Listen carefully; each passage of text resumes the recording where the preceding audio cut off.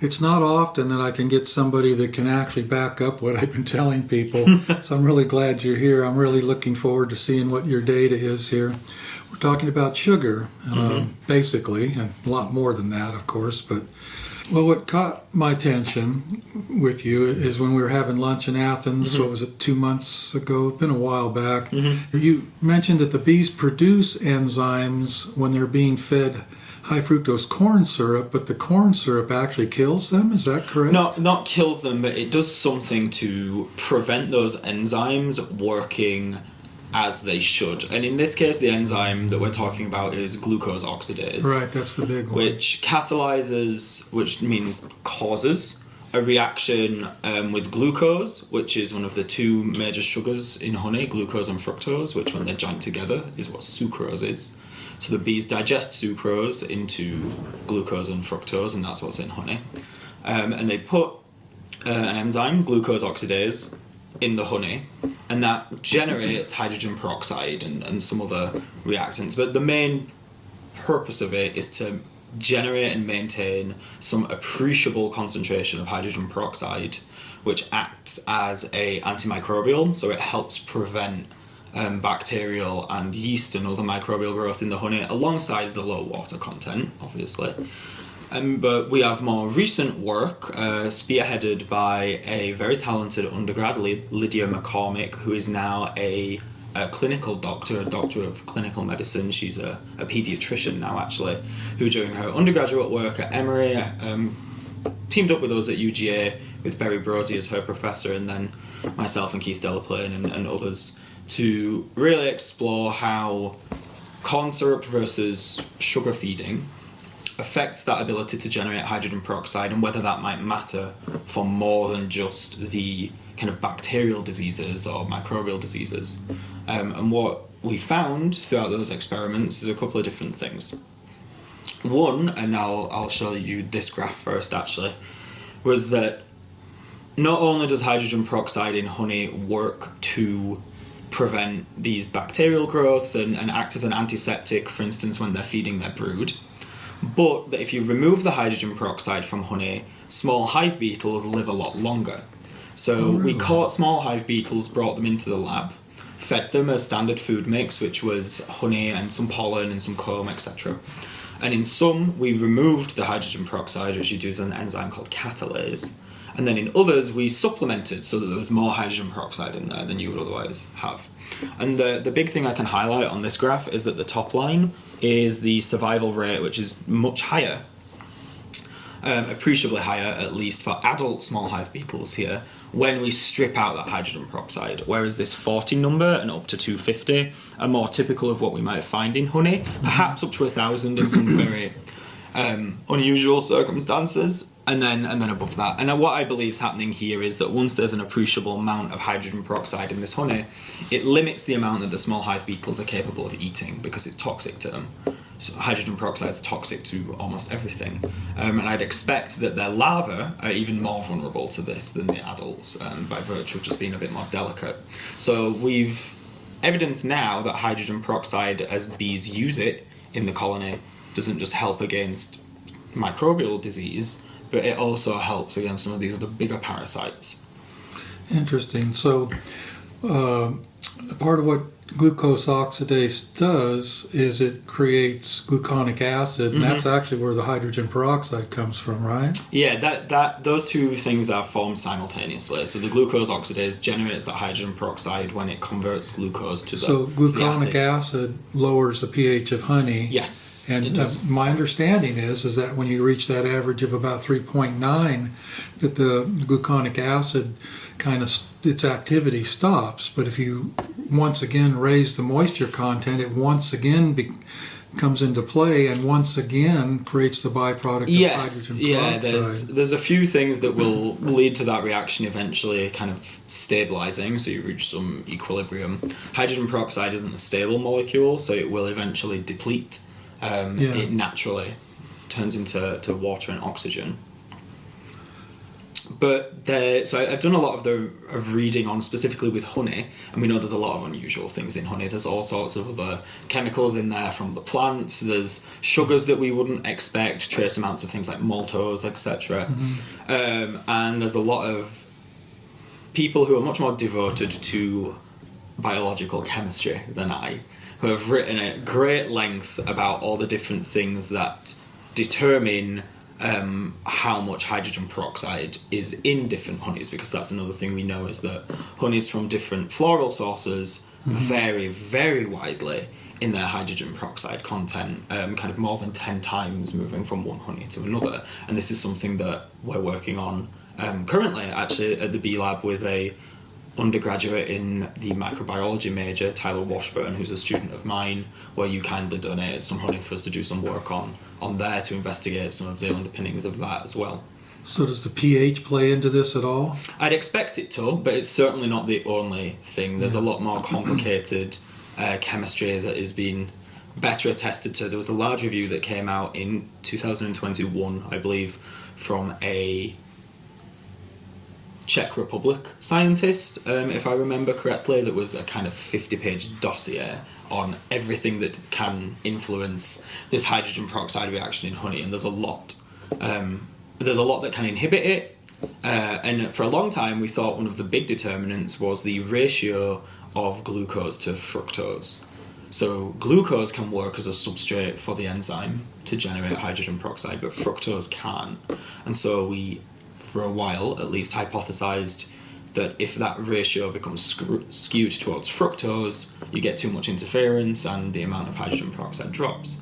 Now that brings us back to this feeding experiment that Lydia McCormick did, where we compared high fructose corn syrup as a feed to sugar solution, sucrose solution, with the belief that the higher fructose content that you find in corn syrup would inhibit the hydrogen peroxide formation compared to sucrose. If we go back to that work, I'll show you here. When we actually did, these are laboratory assays, this isn't from within a colony, this is where we're taking that glucose oxidase enzyme and we're putting it in many different test solutions meant to mimic either honey or high fructose corn syrup. And what we find is that in these red ones, which never have any actual high fructose corn syrup put in them, although some of them are, from a fructose-glucose perspective, chemically identical, we see higher levels. This is just over 10 minutes, so a much shorter time span than what happened in nature. We see significantly faster generation of hydrogen peroxide in these sugar mixes that we've made in the lab, and then in these cooler-coloured ones that I have here, these are solutions made up from high fructose corn syrup, and even when we add additional glucose, there's still some degree of inhibition. And even when we make up what we've called here mock high fructose corn syrup, something that has the exact same ratio of glucose to fructose, the glucose oxidase enzyme still works very well. So we showed here that it wasn't our main hypothesis that the ratio of glucose to fructose matters. Instead, what we conclude from this is that there's some trace chemicals in the high fructose corn syrup, which we haven't yet identified, that are interfering with the enzyme, that there's something specifically in high fructose corn syrup that's not to do with its two main sugars ratio, that is suppressing the ability of glucose oxidase to generate this protective hydrogen peroxide, which we know is important for a whole range of functions. So to put it in simplistic terms, if you feed sucrose syrup, you are creating an antiseptic situation with the production of hydrogen peroxide. But if you feed high fructose corn syrup, you're preventing that. You're preventing that antiseptic condition. And that's exactly what we then demonstrated as part of this project in the field. So if we go to what I think is the most important graph here, we'll just look at... Before we move to this, another question. Do you see have you studied honey, or I should say nectar? Fresh incoming nectar is primarily sucrose. Yes. And have you ever compared nectar to sucrose syrup, like you just compared sucrose to high fructose corn syrup? We haven't, partly because it's difficult to buy nectar in that volume. Right? Acquiring nectar is quite hard to do. Okay, well, I know I'm putting you on the spot. I'm going to ask you a question.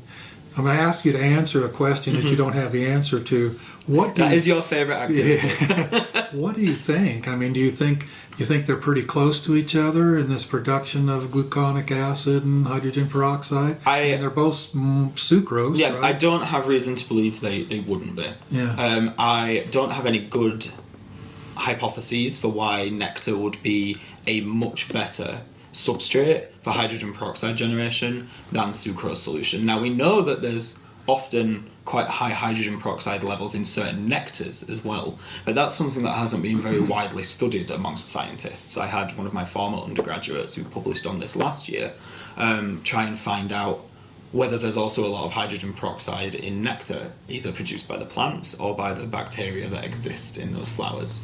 And there's some evidence that there's a reasonable amount. Now, I can partly answer that question with this graph here. So we'll start here with, this is the same information detailed twice. It's grouped together into a more simplistic form in panel A here, so we'll talk through that. Here we have colonies that were either fed or not fed during kind of the June-July dearth in North Georgia, which you'll know about. We go through a long period here where there's very, very little for the bees to forage on, and so some beekeepers choose to feed, some don't. This intersects with when we did our brood break experiment to force a point where we can do oxalic acid treatment in the previous videos, for example. And so what we did here was experimentally manipulated whether or not we were feeding these colonies, and the zero, or the blue ones here, are colonies that were not fed anything at all. They were just left to forage or rob or do whatever they would do without any beekeeper intervention. In the middle, the green one, the C here, that's corn syrup fed. So those are ones that have been fed high fructose corn syrup. And then in the orange are ones that were, during this period of there being very little to forage on, fed sucrose solution, sugar solution. And then up here we've gone and measured honey, or it's not really honey when it's sugar feed, obviously, but stored food product from empty drawn comb that we inserted at the time of going to feed them. So we know it's derived from these three treatments. And what we find is that compared to the bees where we didn't do anything to them, they have this concentration that we assessed as about 10 micrograms per milliliter of hydrogen peroxide, which is lower than you would typically see in honeys from Georgia, probably because they had so little nectar around. And then the ones fed corn syrup, even though they had all this sugar, had a significantly lower amount. The colonies fed corn syrup showed reduced levels of hydrogen peroxide concentration compared to if you did nothing. And that aligns with what I explained earlier, where we believe something in the corn syrup that is preventing that glucose oxidase enzyme working.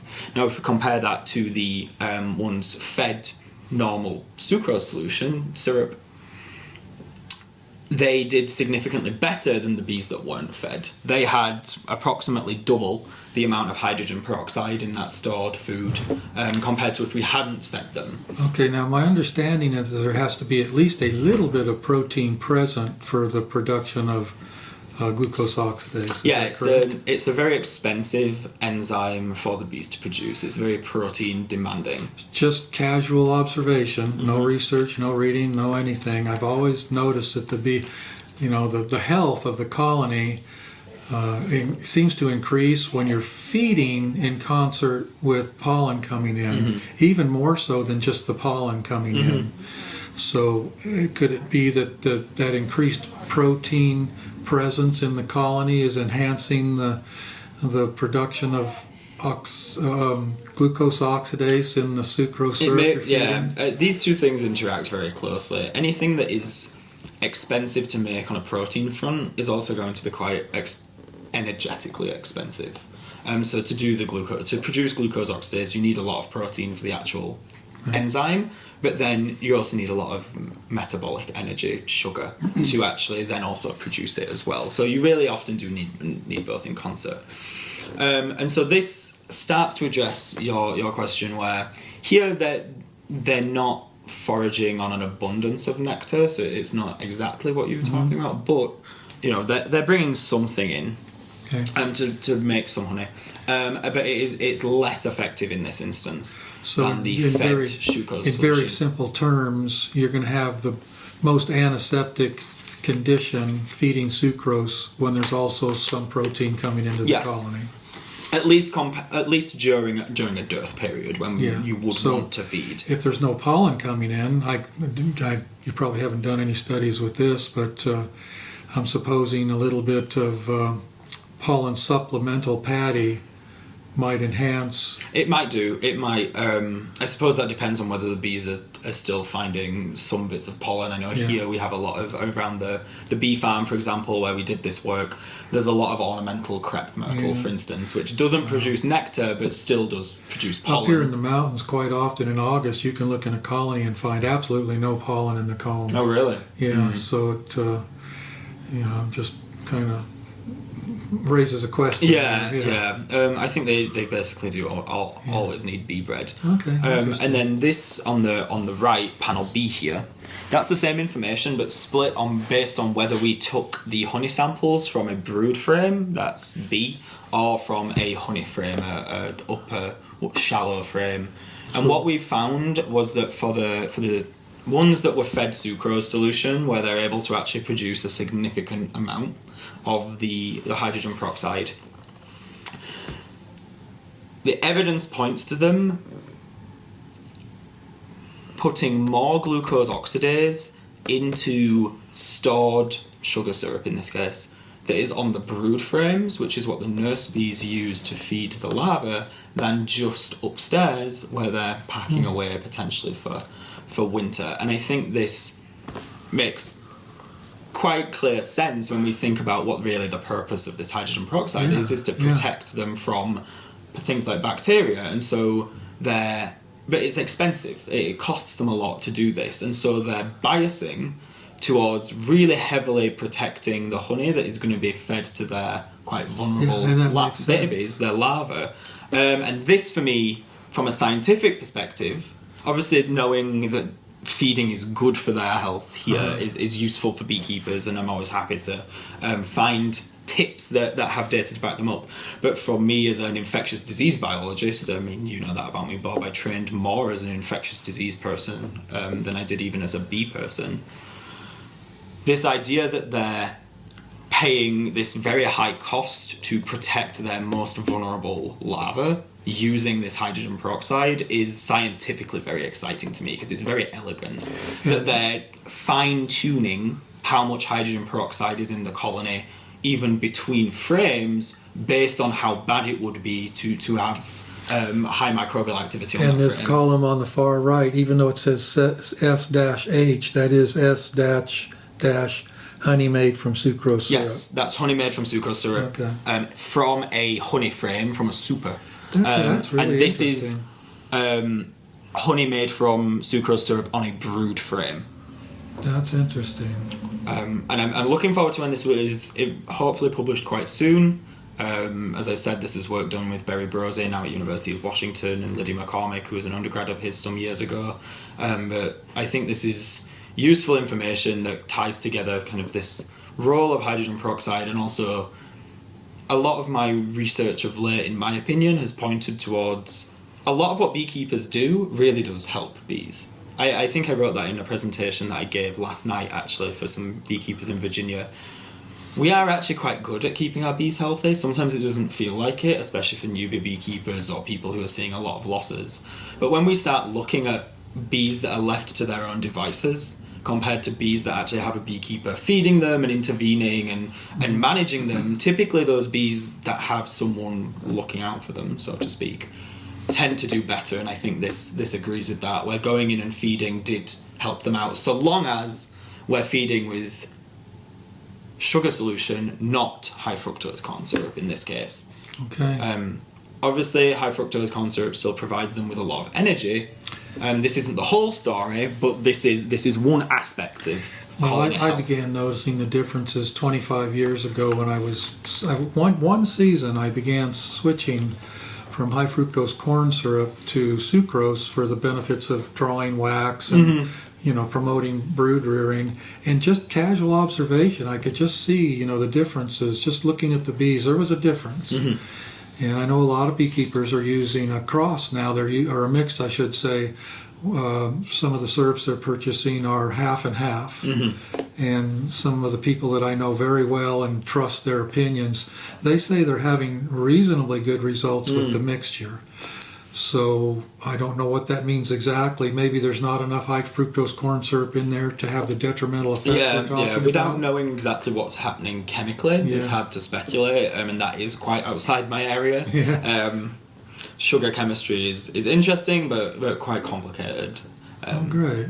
But no, we have some. I think there's two pieces of evidence from this: is that if you're going to feed, sucrose is better than corn syrup, and if you're worried about whether you should feed or not, if there's nothing for them to forage on, there you go. I think this is certainly some evidence in favour of definitely erring on the side of feeding. It's always fun to see science prove what you think is correct. Yeah.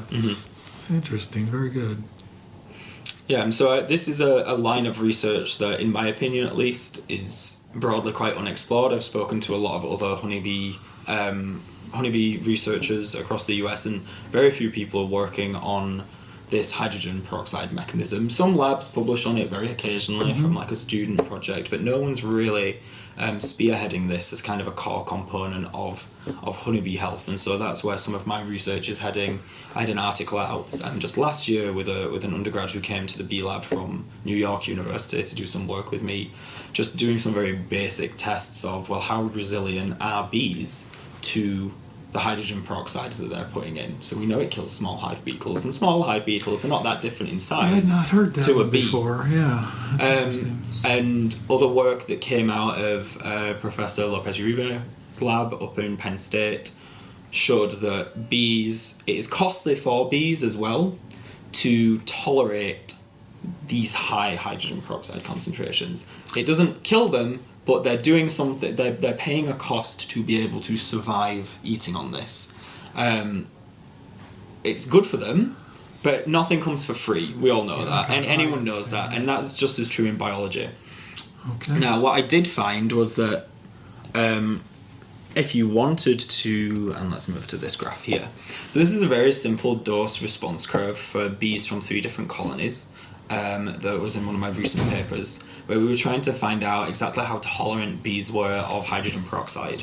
And this was actually the 3rd attempt, because on the first 2 attempts, using hydrogen peroxide amounts that would typically be very antimicrobial and likely quite lethal to other animals, we just didn't see anything. So we really had to we kept having to give them more and more, until finally we got this characteristic response curve where we're comparing sucrose solution fed to adult honeybees here. That has nothing in, no hydrogen peroxide rather, and then this is 2%, 4%, 6%, 8%, and finally 10%. And just for a sense, what you might buy at the pharmacy or Walmart or wherever is typically 2% hydrogen peroxide. And if you actually read the instructions for that, if you're going to use it as a mouth rinse or anything, just don't swallow. You're supposed to dilute it down another 50%.